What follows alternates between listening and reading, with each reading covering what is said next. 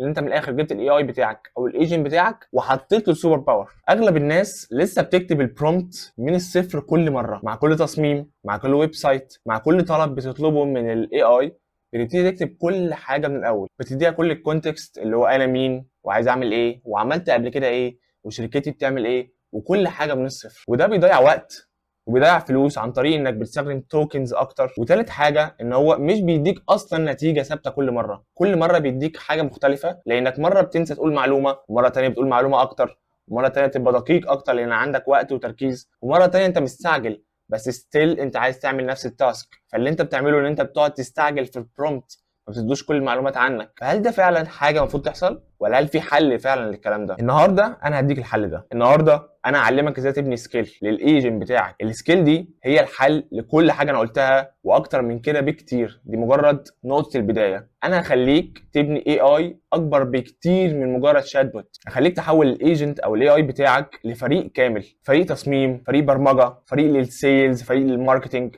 وكل واحد فيهم عنده 100% كونتكست عنك وعن شركتك ويعرف عنك كل حاجه، في نفس الوقت عنده الخبره بتاعه فريق بروفيشنال حقيقي في كل وظيفه وفي كل حاجه من الحاجات دي. وكمان تقدر تديله الطابع بتاعك او الطابع اللي انت عايزه يكون موجود للبراند بتاعك، وكل ده هنتعلمه خطوه بخطوه. فانا عايزك تجيب كوبايه قهوه حلوه وتقعد معايا، عشان اللي هتعلمه في الفيديو ده مش هيفيدك مره او اتنين، دي حاجه هتعيش عليها طول عمرك طول ما انت بتستخدم ايجنتك اي اي او بتستخدم اي اي بشكل عام. يلا نبتدي. اللي هنتعلمه في الفيديو ده حاجه اسمها ايجنت سكيل او كلاود سكيل او ايجنتك اي اي سكيل. 500 حاجه بتتقال لنفس الحاجه، ولكن ابسط مثال او ابسط وصف للحاجه دي، السكيل دي عباره عن الوصفه بتاعت اي حاجه انت عايز تخلي الاي اي يعرف يعملها. او لو انت اصلا عايز تعمل ايجنتك اي اي يكون ماسك لك الماركتنج، يكون عباره عن فريق كامل، فانت بتدي له وصفه ازاي يكون اصلا فريق كامل وازاي يفهم في الماركتنج وازاي يكون ماركتير لشركتك انت، يبقى كل معلومات عنه ما تبقاش عامه، تبقى طالعه بناء عن فهمها لشركتك. فدي عباره عن الوصفه. او ممكن وصف تاني ان احنا بنقول اللي هي عباره عن سوبر باور. انت بتدي سوبر باور للايجنت بتاعك. يعني مثلا الايجنت بتاعك ممكن يكون بيرفكت انكودنج، بيعرف يكود تحفه، ولكن ما عندوش جود تيست، ما عندوش ذوق حلو في التصميم مثلا. فانت بتديله سكيل محطوط فيها كل حاجه انت بتفكر فيها من ناحيه التصميم ومن ناحيه الذوق في ترتيب الويب سايت او في ترتيب البراندنج او اللاندنج بيج. فانت كده كانك بتديله السوبر باور.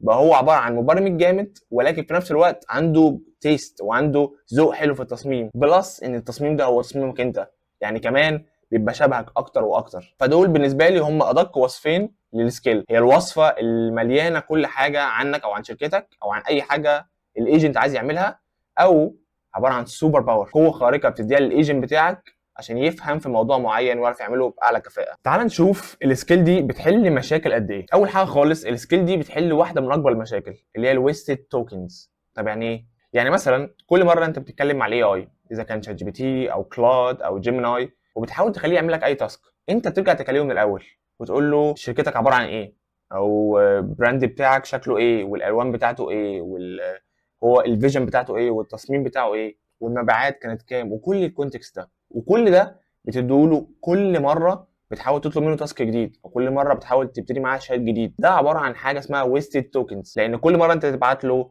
توكنز قد كده او برومبت قد كده، ده معناه ان هو محتاج يحلل كل الكلام ده من الاول، فدي مصاريف اكتر عليك. وكمان خلينا مقتنعين ان مش كل مره انت يكون عندك القابليه انك تقول كل حاجه من الاول وتوصف كل حاجه بالتصميم وتوصف كل حاجه بادق تفصيله عنك او عن شركتك او عن التاسك اللي انت عايزه يعمله، وده صعب جدا. وحتى لو وصفت كل مره بالظبط زي المره اللي قبليها، ستيل ده مش معناه ان هو يطلع لك نفس النتيجه، لانه ما عندوش هاو تو او ما عندوش ورك فلو واضح او ما عندوش ستيب باي ستيب ازاي يعمل التاسك ده عشان يبقى شبهك او عشان يبقى بنفس الطريقه اللي انت عايزها. فدي من اكبر الحاجات اللي السكيل بتعالجها. طبعا بلس 500 حاجه تانية هنتكلم عنها في فيديوهات جديده، ولكن ده من اكبر الحاجات اللي السكيل اصلا ابتدت عشانها. وبعد كده ابتدى بقى نحوله ازاي السكيل دي تكون سوبر باور وازاي تكون حاجات ادق واحلى بكتير. طبعا ده هوريلك في فيديوهات جايه كتير، ولكن ده الكور بتاعك عشان تفهم السكيل اصلا موجوده ليه. حلو قوي.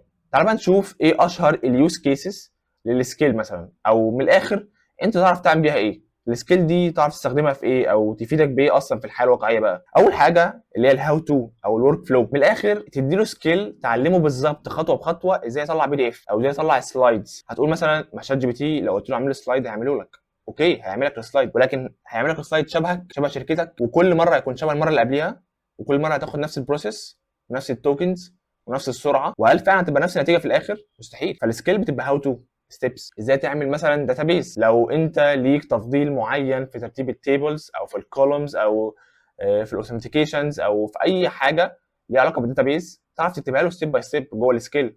فالايجنت بتاعك اذا كان ده مثلا كودينج ايجنت بيعمل لك الكود، تديهوله هو يعرف بالظبط ازاي يعمل داتابيز شبهك وشبه الحاجه اللي انت اصلا بتشتغل عليها بشكل عام، او شبه العميل بتاعك لو انت اصلا بتعمل البروجكت ده للعميل. ازاي تعمل اب، لو انت شخص مثلا اب ديفلوبر او يو اي للاب ابلكيشن مثلا، وانت عايز تعمل تصميم جديد للاب، لو انت عندك تفضيل شخصي في ترتيب الافكار او في ترتيب الاب او في التابس او في اليو اي لازم يكون شكله عامل ازاي، لو مثلا انت هتكونكت اي اي مع فيجما، انت بتستخدم فيجما ازاي، وكل الحاجات دي ممكن تحطها جوه سكيل ستيب باي ستيب. وبعد كده الايجنت بتاعك لوحده هيفهم هو المفروض يعمل ايه ويعمله ازاي عشان يبقى شبهك. واحده على فكره من احسن الحاجات انه السكيل بتبقى حاجه بره الايجنت، يعني انت مش محتاج كل مره تزود معلومه جديده او تغير معلومه في الوصفه بتاعتك او في السوبر باور اللي انت بتديها له، تغير الايجنت من الاول في الكود او في ايا كان البلاتفورم اللي بتستخدمها. كل اللي انت محتاجه انك تيجي عند السكيل وتغير حاجه بسيطه فيها اللي هي اتغيرت في دماغك، او تزود كونتكست عنك، او تزود نوع جديد من الديزاين شدك مؤخرا وابتديت تشتغل بيه. كل اللي انت محتاجه انك تزوده في السكيل والايجنت لوحده هيقراه. وانا هفهمك خطوه بخطوه ازاي اصلا البروسيس دي بتمشي وازاي الايجنت بيقرا السكيل ويستخدمها، ولكن عايز اكمل معاك الاول يوز كيسز. تاني حاجه واحده من اشهر السكيل اصلا اللي موجوده هي الكومباني كونتكست، او من الاخر ايه المعلومات بتاعتك او ايه المعلومات بتاعت شركتك. لانه زي ما احنا قلنا كذا مره، هل كل مره هتطلب منه تاسك هتقول له كل معلومات عنك وعن شركتك عشان المفروض صح؟ هو ده المفروض اللي يحصل، لانك عشان تطلع برومبت، لانك عشان تطلع اوتبوت صح لازم تدخل له برومبت صح. والبرومبت الصح زي ما اتكلمنا في فيديو قبل كده من اهم مكوناته هو الكونتكست. لازم تديله اكتر عدد واكبر عدد من المعلومات عن التاسك او عنك عشان يبتدي يطلع لك اوتبوت شبهك او بالظبط زي ما انت عايز. دلوقتي كل مره هتديله كونتكست عنك او عن شركتك، كلنا عارفين مش هنكتبها صح كل مره، مش هنكتب كل حاجه مره واحده، ممكن ننسى حاجات، ممكن نزود حاجات، فيبتدي الاوتبوت يتغير. ده مش صح. لكن لو انت عملت سكيل عن الكونتكست عنك او عن شركتك، ده كل اللي انت محتاجه. انت بس هتقعد تزود عليها او تنقص او تغير، ويبقى انت مش محتاج تغير في الايجنت، انت كانك بالظبط فاتح مخ الايجنت وبتغير الحاجات اللي انت عايز تغيرها بس، وفي الاخر بتقفله تاني وبيشتغل عادي زي ما كان. واحده من اهم السكيلز اللي براند كتيره جدا بيستخدموها هي البراند كونتكست او البراندنج بشكل عام. طب يعني ايه الكلام ده؟ دلوقتي تعال نقول ان انت هتعمل موقع لبراندك او هتعمل نيو ديزاينز، مثلا هتعمل فوتوشوت بالاي اي، هتعمل فيديوز، هتعمل انيميشنز، هتعمل لاندنج بيج او افكار لفيديوهات او كامبينز. كل الكلام ده انت محتاج تكون في حاجه عندك اسمها براند كونتكست. يعني ايه البراند بتاعك؟ كل حاجه تخصه. والاهم من كل ده هو البراند ديزاين، يعني ايه الفونتس اللي بتستخدموها، ايه الكالرز، ايه اللوجو بتاعك. اكشلي حط اللوجو بتاعك حرفيا في السكيل فولدر، انت بتحط حاجه اسمها ريسورسز واعرفها لك كمان شويه. الريسورسز دي بتحط كل حاجه، يعني مثلا انت بتحط لوجو، بتحط باك جراوند، بتحط فوتوشوت انت عملته قبل كده للبراند بتاعك، فستيل دي حاجات اسمها اسيتس او ريسورسز جوه السكيل. الاي اي لما يستخدم السكيل ويشوف الريسورسز دي هيفهم اكتر واكتر عنك، ولما يجي مثلا يعمل ويب سايت جديد هيدور في الريسورسز ويلاقي اللوجو بتاعك ويحطه لوحده. فالبراند كونتكست او براند ديزاين بتحط فيه كل حاجه تخص البراندنج بتاعك، ايه الروح بتاعت الشركه، ايه الروح بتاعت البراند بتاعك. رابع سكيل اللي هي الديزاين ستراكشر. تعال نقول ان انت يو اي يو اكس ديفلوبر او ديزاينر، او تعال نقول ان انت شخص بيعمل مواقع كتير او بيعمل ديزاينات كتير على فيجما، او بيعمل ما اعرفش مثلا جرافيك ديزاين او اي حاجه من الحاجات دي. هل انت كل مشروع جديد هتقعد تشرح اسلوبك من الاول وطريقتك في التصميم والالوان اللي بتحب تستخدمها وطريقه تقسيمك لللاي اوت مثلا بتاع الويب سايت او بتاع الاب او بتاع البيج كل مره من الاول، وبعد ما يديلك نتيجه تقعد تصلح معاه وتقول له لا ده مش عاجبني وغير لي دي وغير لي ده؟ تخيل عدد الوقت اللي بتضيعه وعدد الفلوس اللي بتضيعها مع كل برومت جديد ومع كل فيدباك جديد لازم تديهوله عشان هو ما طلعلكش الحاجه اللي انت بتحبها او الحاجه الشبهك. وتخيل بعد كل ده برضه مش هيطلع اللي في دماغك، هتحس ان في حاجه ناقصه، روحك ناقصه، مش شبهك قوي. عشان كده على فكره ديزاينرز كتير جدا بيكرهوا يستخدموا الاي اي لانه ستيل مش بيطلع حاجه شبههم. هو مش بيعمل حاجه وحشه، هو بس انت مش مديله كونتكست عنك وعن طريقه تفكيرك وعن تصميمك، وميبي كمان عن تصميمات انت عملتها قبل كده. حطها في الريسورسز، حطها في الفولدر بتاع السكيل. حلو قوي، انت كده شفت شويه من استخدامات السكيل. وعلى فكره ده يعتبر طرف المعلقه، السكيل حاجه اكبر من كده واعمق من كده مليون مره، ولكن دي واحده من استخداماتها. تعال بقى نشوف شكل الفولدر بتاع السكيل عامل ازاي. يعني السكيل ده اصلا عباره عن ايه؟ انت لما تخش جواه بتشوف ايه اصلا. دلوقتي الفولدر بتاع السكيل بيتكون من كذا حاجه، بس هنركز على الاساسيات اللي هم السكيل نفسها والريسورسز. اول حاجه السكيل نفسها، ولكن السكيل بتتقسم لحاجتين. اول حاجه اللي هي اليامل. طب ايه اليامل ده؟ اليامل ده هو التاج او العنوان اللي انت بتحطه للسكيل من بره عشان الاي اي يقراه هو الاول ويعرف انا استخدمه امتى، والسكيل دي اصلا عباره عن ايه وبتعمل ايه وهتفيدني في ايه وهل محتاجها دلوقتي ولا لا. يعني من الاخر ابسط فكره ممكن نقولها انه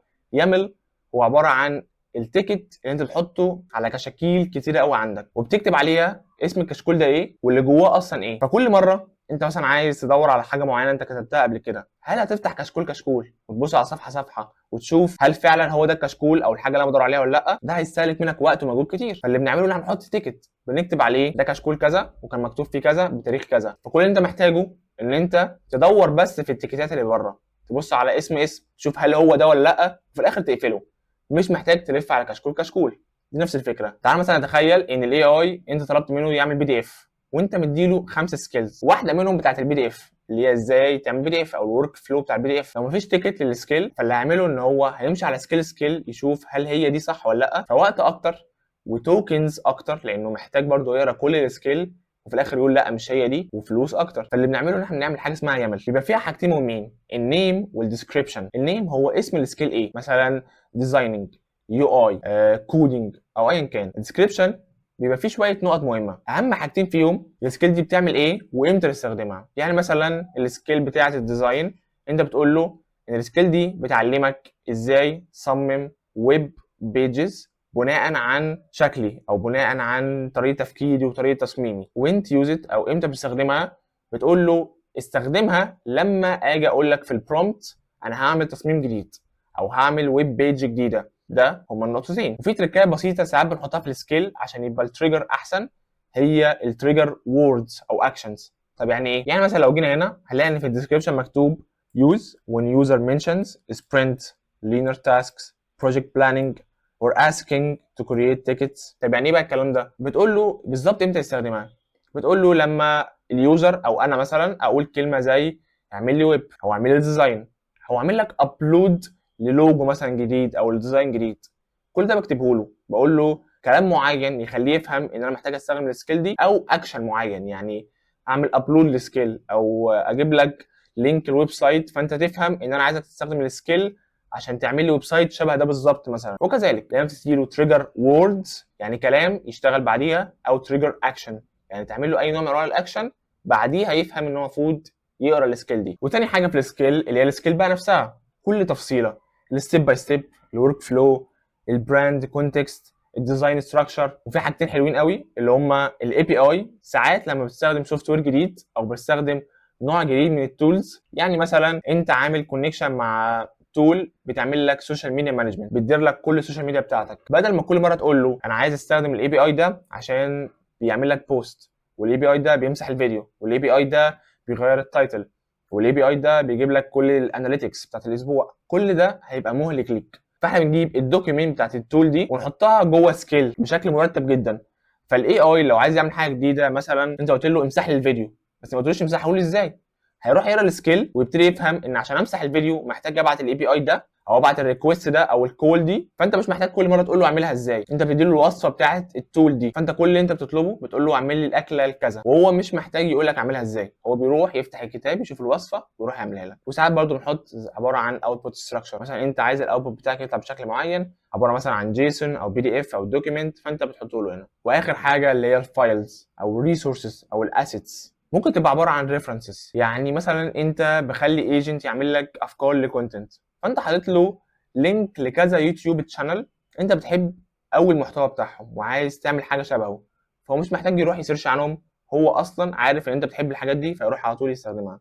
او مثلا لينك لكذا ويب سايت انت حابب التصميم بتاعه. لوجوز، بتحط اللوجو بتاع البراند بتاعك زي ما اتكلمنا، لو انت عايز تخلي كل حاجه شبهك بتحط له كل اللوجوهات بتاعتك. فده بشكل مختصر هو السكيل فولدر ستراكشر. السكيل دي جواها ايه اصلا وبتشتغل ازاي والاي اي اصلا بيمشي فيها ازاي؟ عشان تفهم الموضوع بشكل احسن، الاي اي بيقرا السكيل من فوق لتحت. طب يعني ايه؟ اول حاجه زي ما قلنا بيقراه اليامل اللي هو اللوجو او التايتل بتاعها، عشان يفهم اصلا هل دي اللي هستخدمها ولا لا. وبعد كده بيستخدم السكيل، ولو جوه السكيل انت قلت له ان مثلا انا حاطط اللوجو بتاعي او الفونت بتاعي او الريفرنس ده جوه الفولدر بتاع الفايلز او الريسورسز، يبقى ده اخر حاجه بيستخدمها. اول حاجه بيستخدمها هو اليامل، بعد كده السكيل، وبعد كده لو السكيل قالت له ان انا مخزنه حاجه في الريفرنس بيروح على طول يستخدمها. فده الترتيب بتاعهم، بيمشي من فوق لتحت. تعال بقى نشوف يوز كيسز حقيقيه عباره عن سكيلز فعلا انا شخصيا بستخدمها بشكل يومي، وتشوف التصميم بتاعها من جوه فعلا عامل ازاي. دلوقتي انا هكلمك عن 4 سكيلز او 4 يوز كيسز او 4 استخدامات ممكن نستخدمهم دلوقتي حالا. اول حاجه البرين ستورمنج، ودي انا ممكن اتكلم عنها من النهارده للسنه الجايه. السكيل دي انا تقريبا بستخدمها في كل بروجكت بشتغل عليه، اذا كان ليا او اذا كان لاي عميل. ده فكرته ايه؟ ده عباره عن سكيل بتخلي الايجنت بتاعك او الكودينج ايجنت بتاعك قبل ما يبتدي اي مشروع مهما كان عامل ازاي، يبتدي يعمل معاك حاجه اسمها برين ستورمنج، يخليك تطلع افكار اكتر وكونتكست اكتر ورؤيه ابعد للسيستم او للحاجه اللي انت عايز تبنيها. طب يعني ايه؟ يعني دلوقتي انت مثلا قلت له عايز اعمل ويب سايت بس كده، ما قلتوش اي حاجه ثانيه، هو بيجي يقول لك طب انت عايزه ويب سايت يكون هوستد فين؟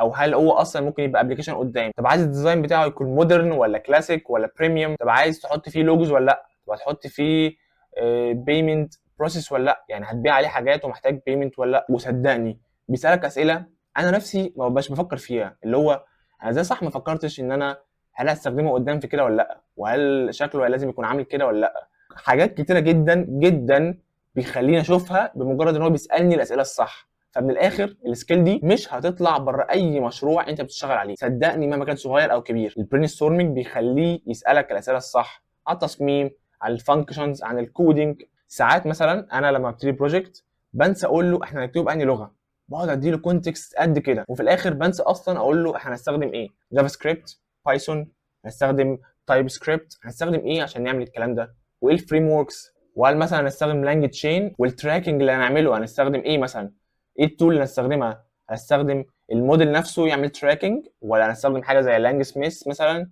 عشان نشوف التوكنز ونشوف المصاريف اللي بنصرفها دي رايحه على فين، وكل فانكشنز وكل حاجه بتصرف قد ايه. فهل احنا هنستخدم التولز دي ولا احنا هنفضل نتفرج عليه كده وهو بيشتغل؟ فدي اسئله هو بيسالها لي وانا نفسي ما ببقاش واخد بالي. والاحلى من كل ده ان كل المعلومات اللي في دماغي انا بحطها في البرين ستورم. يعني مثلا زي ما انا قلت دلوقتي انا ساعات بنسى اقول له اني فريم ورك او اني لايبرري او اني تراكنج سيستم هنحطه جوه الاب، فانا هنا قايل له ان هو يسالني السؤال ده عشان عمري ما انساه. فدي بتبقى خطوه حلوه قوي ان انت اصلا بتحط جواه اسئله انت مش عايز تنساها، حاجات في التصميم او حاجات في الكودينج او حاجات في اللانجوج. انا مثلا بخليه يسالني اسئله في التراكنج، في الفريم وركس، في اللايبريز، في الكودينج لانجوج، فهو يرجع يسالها لي لو انا ما قلتلوش في الكونتكست، هو يرجع يسالها لي. فخليك فاكر ان البرين ستورم ده هو عباره عن عقلك التاني، هو الحاجه اللي انت بتخليها موجوده دايما عشان كل تصميم وعشان كل ويب سايت وعشان كل كودينج تعمله، وانت كأن في شخص تاني قاعد جنبيك بيفكرك بالظبط بكل حاجه لازم تعملها. وزي ما قلنا ده بيبقى شكل اصلا السكيل.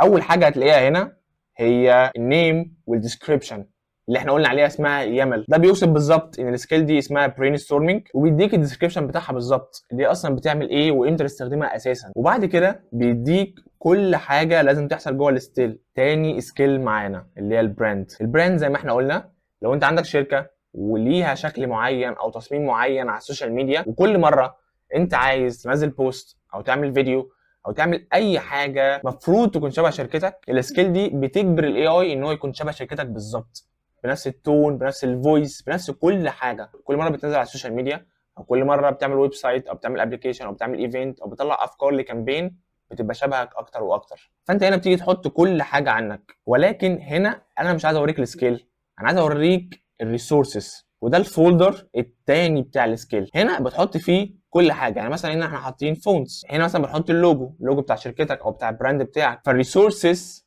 ده بيبقى فيه كل حاجه تخص البراند بتاعك او البراندنج بتاع شركتك او بتاع البراند بتاعك. ثالث سكيل اللي هي سكيل ميكر. في سؤال مهم قوي ما سالناهوش لحد دلوقتي، هل انت تقدر تعمل سكيل؟ هل انت تقدر تعمل سكيل؟ ولا دي حاجه لازم تحملها زي ابلكيشن او زي ويب سايت مثلا؟ لا طبعا، السكيل حاجه انت تقدر تعملها بنفسك، لانه في الاول في الاخر هو ام دي فايل، يعني فايل انت بتقسمه عن طريقه الام دي او المارك داون في كل حاجه. فدي اعظم حاجه في السكيل، ان هي مش حاجه ريستريكتد او حاجه لازم تمشيك تبع قوانين معينه، او حاجه بتنزل لك وانت تستخدمها ومجبر انك تستخدمها بشكلها ده بطريقتها دي. لا طبعا، السكيل حاجه ممكن اي حد يعملها.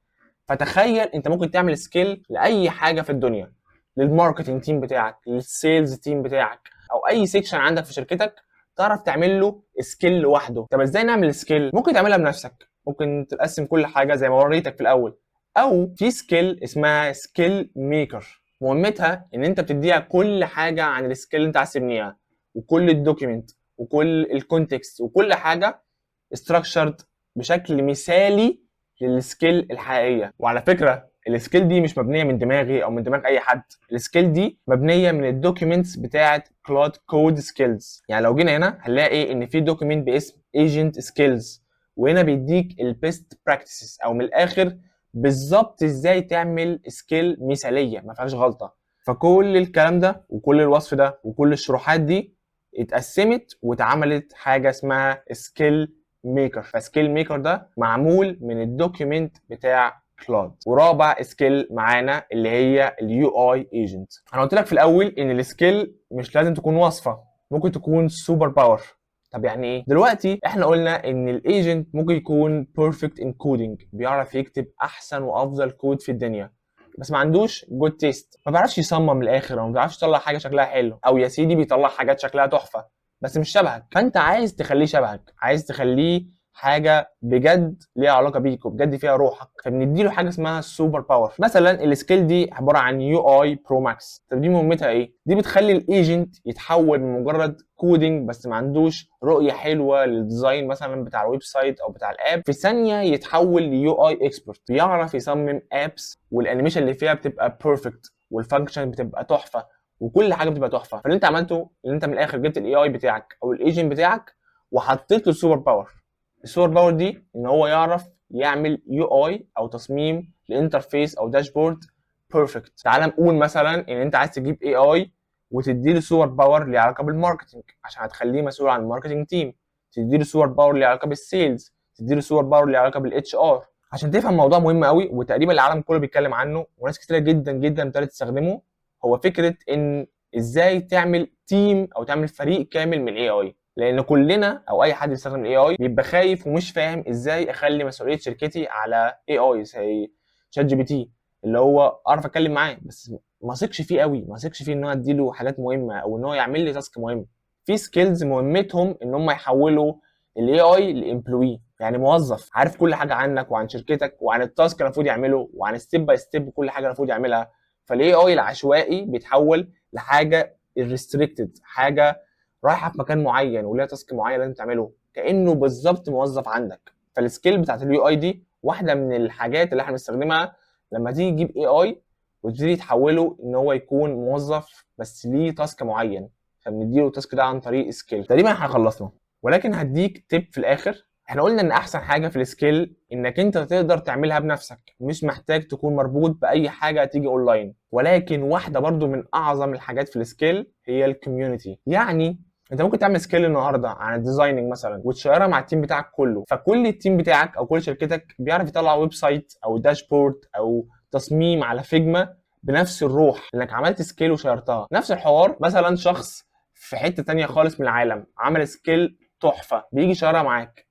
فدي اهم حاجه في السكيلز وهي الكوميونتي. يعني مثلا لو جينا هنا ودخلنا على جيت هاب هتلاقي ان في كوميونتي باسم السوبر باورز، جواها كذا سكيل بتعمل حاجه مختلفه. فدي احسن حاجه ان انت اونلاين هتلاقي 500 حد عامل سكيلز ممكن تاخدها منه وتشيرها معاه وتعدل فيها تخليها شبهك بالظبط وتخليها شبهك اكتر وفي الاخر ترجع تستفيد منها. فتقريبا احسن حاجتين في السكيلز انك مش مربوط باي حاجه، انت ممكن تعمل سكيل من الصفر او تعدل على سكيل زي ما انت عايز وتكون شبهك. وتاني حاجه الكوميونتي او المجتمع، ان انت تقدر تحمل اي سكيل اونلاين وتبتدي تستخدمها وتعدل عليها كمان وتبقى شبهك اكتر. وطبعا هسيب لك كل السكيلز دي تستخدمها او تعدل عليها او تشوف اصلا شكل السكيل عامل ازاي عشان تتدرب عليه اكتر، هسيبها لك كلها في الديسكربشن. وبس كده انت كده عرفت فايده واهميه السكيل في حياتنا او في حياه الاي اي بشكل عام. وعلى فكره كل اللي انا قلته ده هو عباره عن طرف المعلقه من حجم السكيل او الحاجات اللي تقدر تعملها بالسكيل. فده هيكون اول فيديو هنعمله، وهنعمل فيديوهات كتير قوي قدام بنتكلم على السكيل اكتر وبشكل عملي اكتر واكتر.